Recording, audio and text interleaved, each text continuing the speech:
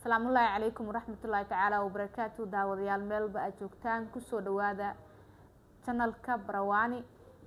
guuleed adigna kusoo dhaweynaa adoo ah mulkilihii channelka anuna aad iyo aad baan dhawahay waana ku faraxsanahay muuqaalkayga qaado waana kaaga mahadnaqaya. sidoo kale dad badan ayaa waxay kusoo su'aalaan maalin walba su'aalo kala gedisan mowduucyo kala gedisan adigana waxaad halkan u joogtaa inaad ka haqabtirto oo maalin walba mowduucyada waa la wadaagtaa. maanta waxaa dabka noo saaran qaybta ganacsiga guuleed sidee ganacsiga halkan fursadaha uga bannaan dadka Soomaaliyeed maxay tahay? horta haddaanu ganacsiga u galo su'aalay Rwanda waa wadan aad u fudud marka la yiraahdo ganacsiga bilaab marka la yahay aad u fudud wadanku wuxuu ku xiran yahay laba waxyaabood ganacsi iyo dalxiis uu ku xiran yahay marka qofku haddii uu doonayo inuu Rwanda yimaado ganacsiga bilaabo aad baa loogu fududeeyaa wax caqabada lagama horkeeno ganacsiga online baa la iska register gareeyaa ama la iska diiwaangeliyaa online baa iska diiwaangelinaysaa hadaad xitaa wax yar bilaabayso cidii kuguma adkaynayso waayo wadanka waxbaa soo gelinaysaa. Rwanda aad bay u jeceshahay dadka ganacsiga marka ganacsi hadduu weyn yahay hadduu yar yahay labadaba qofku waa bilaabi karaa qofku waa bilaabi karaa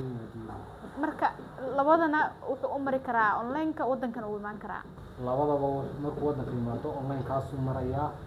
markuu online-ka iska register gareeyo wuxuu tegayaa xarunta weyn oo magaalada Kigali dhexdeeda ku taala waxaa la soo siinayaa liisankii ama fiisihii ganacsiga saas ku ganacsanaya. marka online-ka markii uu qofku iska diiwaangelinayo wax qarash ayaa kaga baxayo markuu online-kaas qofkii iska diiwaangelinayo waa website la sameeyay oo dawladda Rwanda oo dhan ay isticmaasho marka wax lacag kaaga ma baxayaan waa free sanadka koowaad ee ganacsiga cusub yahayna aan ku sii daray inta profit ka sameeyay wixii kaaga baxay cid cashuur kama qaado waa free sanadka koowaad free qofkii waxa loo sameynayaa soo dhaweyn baa loo sameynayaa wax la tusayaa inuuna wadanka qariib ku ahayn wadankiisii uu la mid yahay waxa la oranayaa soo dhawow. Rwandana dadka ajaanibka aad bay u qadarisaa sababtoo ah dadka ajaanibka Rwanda dhaqaalaheeda ayay wax ku kordhiyaan. ganacsiga marka wadankii waa joogtaa guuleed ganacsiyada ay isleedahay Soomaalida waa u bannaan yihiin maxay tahay? Soomaalida inta badan dharka iyo waxyaabaha ma arkino sida maqaayadaha iyo ganacsiyadaasi u badan yihiin maxaa kamid ah marka fursadahaasi meelaha bannaan oo isdhihi karto maanta dadka daawanaya barnaamijkan way u bannaan tahay oo way ka faa'iideysan karaan? horta su'aal aad iyo aad muhiim weeyaan markaan ka hadalno dadka Soomaaliyeed maxaa ganacsi fursad wadankan uga bannaan wadankan fursado aad u badan buu leeyahay qofku wax alla wuxuu rabo ayuu Rwanda ka samaysan karaa guri buu ka iibsan karaa uu ku noolaan karaa beer buu ka iibsan karaa hadduu beerta ka iibsado wax soo saar buu samayn karaa hotel habeenkii la seexdo ayuu ka samaysan karaa oo hoteelada habeenkii la seexdo ee lagu soo dega ama hoteelada san normalka loo degan yahay buu ka samaysan karaa ama maqaaxiyaha shaaha ayuu ka samaysan karaa hoteelada cuntada caadiga ah ama wuxuu furan karaa waxyaabaha ganacsiga caadiga ah sida supermarket oo kale laakiin waxaas waxa ku xiran doon qofka jeedkiisa ayuu ku xiran tahay wax walba Rwanda waa fudud laakiin waxa loo baahan yahay kharashkiina soo sharciga na raaco. canshuurta markii la eego ma canshuurta wax saa'ida ah ama waa wax qofka ganacsadaha ah ee wadankaana ku cusub ganacsigiina ku cusub uu ka bixi karo sidee tahay canshuurtiisa? horta Rwanda cashuurteedu cashuur sidaa u adag maaha laakiin saan ku sheegay cashuurta sanadka koowaad waxa laga dhigayaa free sanadka koowaad cashuur ma bixinaysid oo sanadka koowaad waxa sameynaysaa cashuurtaba waa laga dhaafay oo free baad ku ganacsanaysaa marka ilaa inta waxaad soo celinaysaa laakiin cashuurta Rwanda 330 boqolkiiba 330 waxa soo saartay dawladda qaadanaysa sababtoo 330 looga dhigay baa Rwanda ammaankeeda very haya marka ammaankaas loogu sugay guuleed su-aasheeda kale waxay tahay guryaha qofka ganacsadaha uu kareysanayo iyo korontada iyaga lacagtoodu maxay tahay ma wax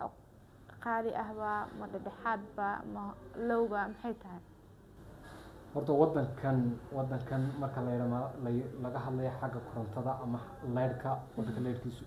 qaali maaha waxyaabaha ugu jaban buu ku jiraa leyrka iyo biyuhu waxyaabaha Rwanda ugu jaban bay ku jiraan waayo Rwanda waa wadan horumaray oo wadan horumarkiisa leh marka waa dawladda caalamka la jaan qaaday marka labadaas way fudud yihiin qof waa raqiis guriga iyo korontadiiba leyr korontada iyo biyuhu waa raqiis laakiin gurigu isaguna waa raqiis oo waayo qofka waxa laga yaabaa markaad ganacsi bilaabayso gurigaas oo dhan aad kiraysanayso sanad baad shubeysaa lacagtiisa markaad sanad shubto meeqay dhammaan kartaa tusaale meesha oo middle-ka ama dhexdhexaadka adoo guri weyn markaad iminka kiraysanayso guri laga yaabo inuu yahay ilaa 5 qol 7 qol